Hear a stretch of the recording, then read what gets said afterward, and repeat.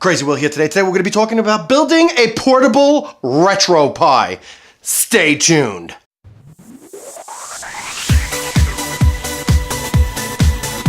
Jump, you little bastard plumber, jump.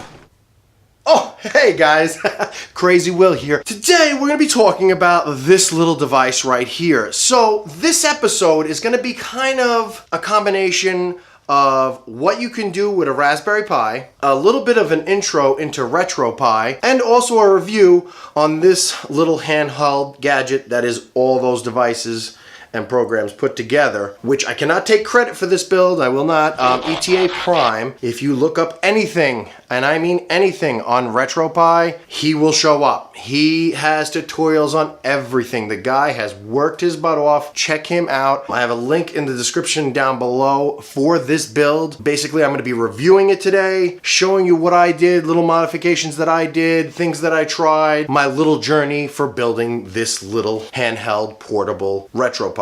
Now, the first thing you're probably wondering, what is RetroPie? Well, it is a really cool program that holds emulators. There's several things going on here. There's RetroPie you have over here, then you have RetroArch, and then you have the actual emulations themselves. So RetroPie is basically the operating system that's holding all this stuff together. Kind of looks like, if you will, for lack of better words, like a Netflix interface. And then it has RetroArch built into it. And what RetroArch is, it's actually the part that controls the controller, the actual visual parts of a lot of stuff, save points, stuff like that. And it also brings in the emulator. Now the emulators, there's several different types of emulators out there that you can put onto your computer and play your old systems like Sega Genesis, Super Nintendo. I mean, if you wanted, basically what this is every system that you had as a kid, if you're from the 70s to 80s to 90s to late 2000s, it's every system from there. Every Atari, Sega Genesis, Super Nintendo, regular Nintendo, Nintendo 64, Genesis, Genesis 32, Sega CD. I mean, you name it, they have an emulator for it. And I'm just going to give you a quick tour and talk about my build and what I went through, so that way you could see if this is something you may want to build. I already built a RetroPie. This is actually my second RetroPie. The first one is just a home console, but I was talking to my brother and I told him, I said, I really want to build a portable like RetroPie thing. And he said, wait, if you build it portable, could you still use it as a game console?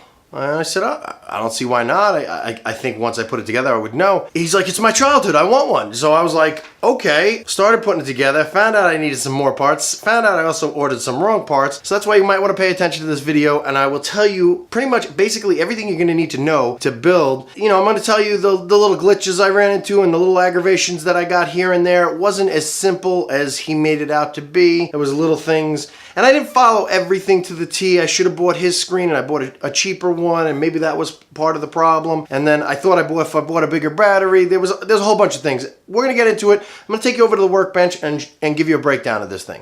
Okay, so let's get into what this thing is. So the first thing is, it has two separate power supplies. And what I mean by that is the controller is actually just an iPega controller. This is what the controller looks like. It's an iPega Bluetooth controller, and it has its own power source. How you turn it on is right here. You hold down on the home button and you'll see it power up, which these are not bad controllers. I got two of these controllers. One of them was really good and the other one, the button sticks. I was not happy with that, but it's not a deal breaker. These were about $32 a piece. Probably should return it, but my brother said it was no big deal, and I'm sending this out tomorrow. So some of the features of this controller, if you hit this button right here, it shows you the battery indication. These come out to extend the controller like so. So if you want to, you know, make a bigger grip, I haven't really found a need for that. I like to keep it small. So I showed you the iPega controller. Now what we have here is a 5-inch LCD screen. It has an on-off switch on the side here, has a power source adapter right here, HDMI. This is how the screen connects to one another. It's actually HDMI. It's just a little U-shaped HDMI port that plugs into the both of them. And then these are just Velcro. I did this just to make it so it wouldn't slide out of the controller. Really nice little Velcro strips. I'll show you how they work. That's all they really are, is just a tethering Velcro strip. These are about 12 inches. I'm gonna put everything in the description down below. And that's your iPega controller. To power this unit, I used a 600 milliamp Pocket Juice battery, and it says that it puts out 5 volts, 2 amps, which you actually need 2.5, but this has been actually working. In the original build, I actually got this one, which is a 1200 milliamp Pocket Juice battery. But as you could see, the USBs were on the side. It was nice to have the power indicator at the top here and the on-off button at the top, so this would have sat like this. This would have been perfect for a gaming unit, so you could actually see how much juice you got left, and then the on button would have been right there, but it didn't work because it kept hitting into the sides of this, and it would have made this ridiculous. But that's the iPega controller. It opens and closes. I got this for about 12 bucks. And the reason why I like these, he recommended the Pocket Juices, but I like these Pocket Juices better because it has the plug right on it, which is really nice. The one he recommended, I think, was a 400 milliamp battery. I went with this one on the back here. It's a 600. It's got the built-in cord like in his video, which actually, even the cords, you're gonna laugh, but the cords matter. I was having power problems with this one. With this battery, I actually had to connect both USB ports, and I had to put it in the power adapter of the Pi and the actual LCD screen. We're running a Raspberry Pi 3 that is actually, if you could see, attached to the board. I zip tied it to the battery. The actual build, and I'm going to show you pictures, but the actual build is just a piece of plastic that I used to make these right here. And I got the plastic, you're going to laugh. I actually measured everything out, and I got this tub at the dollar store. They're $1, and I cut out pieces, and then I found other ones, but this one turned out to be too thick, which I think that would have been a lot nicer for the bottom. But ultimately, this is what I came up with. And then I found this really awesome little case, which is a 5-layer case. And I'm going to leave, like I said, I'm going to leave everything in the description down below. And it's kind of hard to see under there. But from the pictures that I'll be showing you, it's a nice little case, and it worked out really well for that. Now, what's nice about this is the power button is right here on it, and I didn't like that at first, but if you have it in the holder, you could just sneak it over and then turn it on and off right from there. Now, as soon as you do plug this in to the Pi, it will turn on, and believe it or not, you don't need to do 2 power supplies. This actually does power the whole unit, which is weird that this one couldn't power it without having both USB ports into it, but this one could. And if anybody knows why, please leave a comment in the bottom, because I've done a lot of research on this, and all it did was confuse the ever-living shit out of me. We're running a Raspberry Pi 3. We have a 64 gigabyte SD card in this thing, and you can see it's really small. It's hard to get to once you put this thing together, so I would definitely tell you to set up RetroPie before you. And on top of running the Raspberry Pi 3 was that it is awesome for the fact that it has Bluetooth and Wi-Fi built into it, and that is a big helper for when you're trying to set it up, and also able to set up the controllers. Now, I did set this up with 2 controllers. He did not say in his video if it would be possible to set up with 2 controllers, but I was able to do it. So that's 2 controllers that I got working with this unit, which was really nice. That's the build, and the cool thing, I'll give you guys a quick tip. You can use this actually as a console. It has an on-off switch right here, and you can turn it on or you could turn it off, and that'll turn off the screen. And just make sure before you plug it up that you put the HDMI to the Pi first before booting up, because if you boot it up and then you hook the HDMI, it doesn't register. I don't know why, and maybe they'll be doing updates and that'll work. Same thing that goes for the screen. If you're gonna make the screen work, gotta make sure you put that HDMI dongle, make sure it's plugged in there. You know, real simple. We take the iPega controller, you put it right in there, bam. You take these straps, and we're gonna go, I went right underneath here. Okay, so I got the Velcro back in there, and this turns it on. Once you hook it up, you can turn it off from the on-off switch, which is still available by just sliding it out the side. But the Velcro definitely helps it go into place. So now this is booting up the Raspberry Pi. I have a little intro video that I put on the beginning of this for my brother, but I'm gonna go into this. Now, why this is booting up, you do have to turn on the controller, and you have to remember to charge the controller. So we're gonna turn on the controller. Okay, so this is starting up, and this is the little intro video of the Raspberry Pi. It's my brother's name. They call him Tommy G. And how you can tell if you have any electrical problems, and if you do decide to build one of these, you'll see a little lightning bolt in the corner. And I do get that from time to time, but not often enough. It's only probably when I'm doing high intensity games. Just to give you a quick view of this, of what you're looking at here. This is the screen. The camera doesn't really do it justice, but I'm going to show you. I got arcade, I got Atari, I got all the Ataris on here. I got some Game Boy Advance, all the stuff we had when we were kids. And what I'm going to do is I'm going to go into one of these systems. I'm going to show you what it's like. So let's go into Nintendo 64. There's Mario Kart 64, and I will show you a little bit of gameplay just to give you an idea, just to show you that this thing is real and awesome. Oh, another thing, with this controller, I also have a fix, and I'm going to put that in the description down below for the iPega controller. I was having problems with the controller not working correctly with a Nintendo 64, so I have a fix for it. If you know anything about it, I'm probably going to put it in the description down below. If it's something that everybody's interested in, I will definitely make a tutorial. But back to showing you that. Let's see, little Mario there. I'm going to be Mario. I'm going to start the game. And this does not have sound, unfortunately. My attempt at sound was actually this thing. It was a speaker that I bought, a regular speaker system that I bought at the dollar store, and I couldn't get it to work right. I got it working on my iPhone perfectly. Sounded okay. Probably needed an amp. It had a circuit board on it, but I couldn't get it to get powered. Now you can switch sound back and forth. It is a little frustrating, but let me just show you some quick gameplay. Woohoo!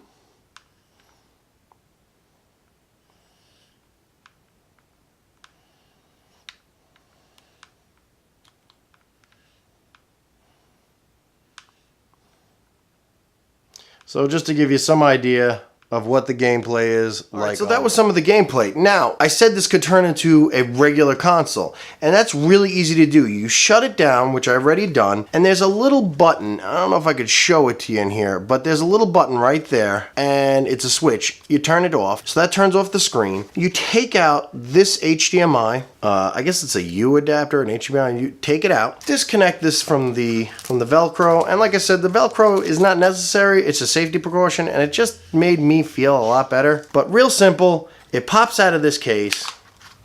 You have the controller. Oh, and just to show you guys, you can charge this just like that. Boom, pop it right into the wall like that. The whole portable device right into the wall. And I'll show you a picture of that right now because it's pretty cool. But you don't need that. You can hook a regular power supply to this and it'll work just as well. And you just leave the battery off to the side. But I use battery power mostly. The battery actually lasts 6 hours and 19 minutes. I had it running full time because I wanted to give my brother an idea of how long the battery would last. You take your HDMI, you plug it right into the Pi, not into the screen. That's the screen, that's the Pi. We want to go for that one.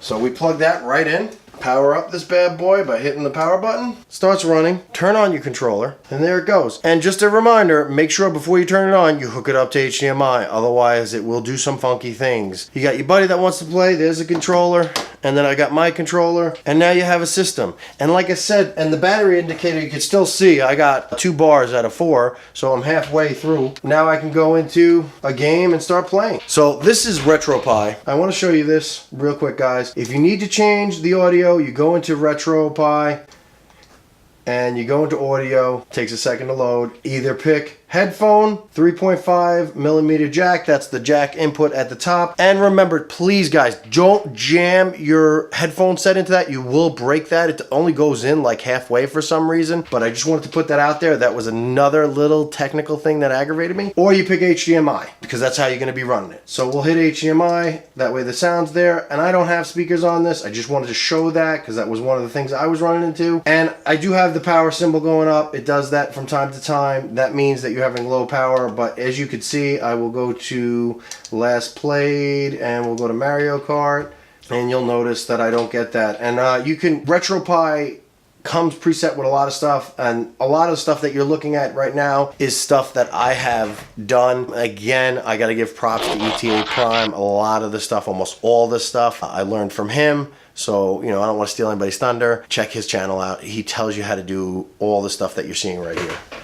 Okay, so, this was a fun build. It was for my brother. He's up in New York, and I'm shipping this off to him tomorrow. And basically, the budget that he kind of gave me to work with was around $200. And I'm sure he would have gave me more, but I didn't want to go too crazy. I actually kept it under that. The actual build was around $175, and that's with 2 controllers, the batteries, and everything else. So I kept it low enough. Things that I wish I could have done differently, I definitely would have loved to get sound in that. The problem was with the power, and I would have had to solder and get more into that, and I just didn't want to solder his board because this is for him. If it was me, I'd solder and mess around, and if I screwed it up, I screwed it up, but I wanted to get it out to him. Another thing that I would have done is made it thinner. I don't like how thick it is. I wish I would have explored a little bit different power supplies, and this stuff's hit or miss, and it's not like I can go to my local store and buy a lot of this stuff, especially the higher end batteries that are designed for the Pi. Would it have powered the screen and the Pi? I don't know. There was several I was looking at, and I would have liked to done that. Another thing I would have loved to add on to this, and I didn't get a chance to, is an on-off switch. And if you look at ETA Prime's video, he actually does put an on-off switch in there.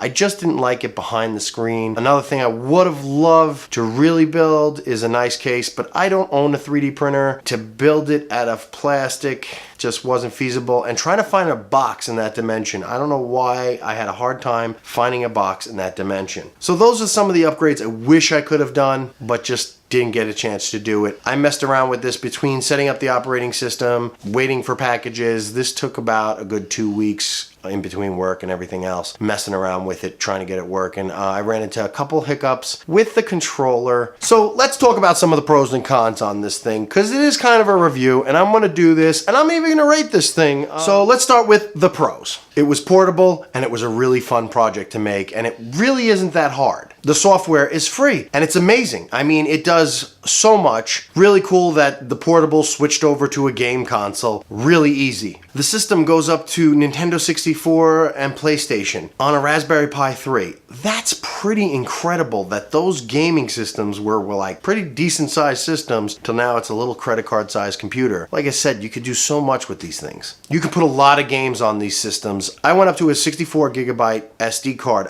I've seen people that have done 128, and I've even seen people hook hard drives to these because I've been doing a lot of research on this. Now, cons. You need to learn the software. It is a little bit of a learning curve. For the RetroPie, it's not as bad as some of the other programs that I've tried to install. It's just there's a lot of hidden features. There's a lot of menus that you gotta kind of know, and then there's some screens where you'll go in there and you'll get a little confused and be like, whoa, because it's a lot of text-based stuff, not very picture-orientated, or a lot of terms that you need to know. As you're building this, you'll notice it's hard to find information about power supplies and other devices. How it will work is hard to find out more information. Like, I had this screen and I had a power supply and it powered the Raspberry Pi, but it didn't really power the screen on a 12 milliamp battery, which didn't make sense to me. The con that I had is in the software.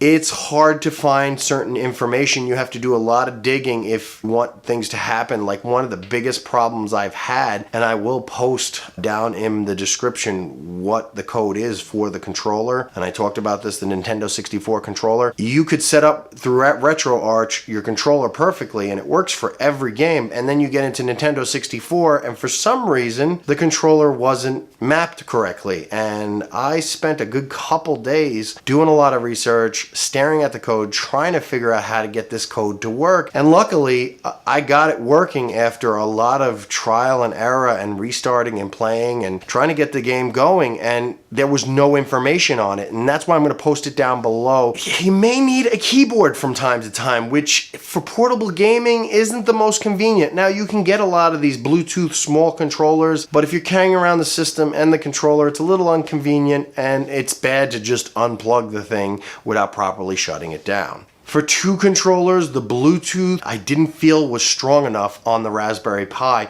It does work, but I had to do a lot of fiddling with it. And like I said, I don't even really know what worked and what didn't work because I was trying so many different things. But it's still, sometimes when you have two controllers running off that Bluetooth, and I think a Bluetooth dongle would probably fix that. And I didn't get into all that, but it does work great with both controllers. It's just sometimes it loses connection or it has some delays. And moving closer worked. I do find with the RetroPie, I will give this advice, I find the Xbox 360 controller so far that I've tried is the best for Raspberry Pi. Another thing, and this is from the RetroPie perspective, the Nintendo 64 emulator is very sketchy. Some games play really good on it. Most of them, I'd probably say about 50-50. 50% of them work, 50% of them don't. And that's something that I think the community in RetroPie and emulators are working on to make it better. And I don't think it's the power of the Pi. Maybe, I'm not sure, but it's just not working very well. And the reason why I say that it's not the power of the Pi is because PlayStation 1 games work phenomenal on it. Another thing is finding ROMs. It's a gray area.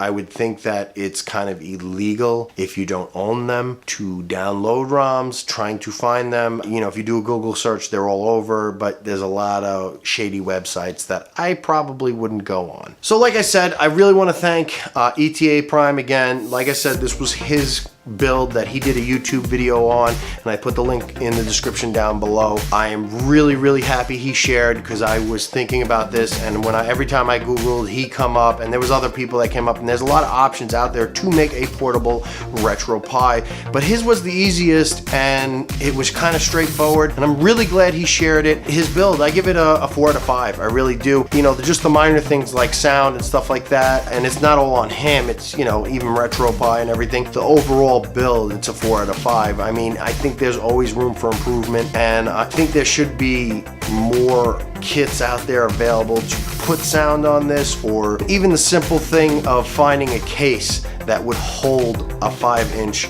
LCD screen. I couldn't find it. You could find them for the 2.5 inches or the 3 inches, whichever size that is. They had cases with it. It was very frustrating. So like to retro gaming, and you want to get back some of that nostalgia, which, man, I've been going down memory lane since I started this project, and I absolutely love it, and I think it's awesome. And you be ready for some late nights if you're going to start getting into this and doing a lot of research, but it's so worth it, and it's a lot of fun. That's it for me, guys. Make sure you like and subscribe, and remember, you can do anything you put your mind to. Later, guys. RetroPie portable. You thought I was a picture, didn't you? Make sure you like and subscribe. Do me a favor already.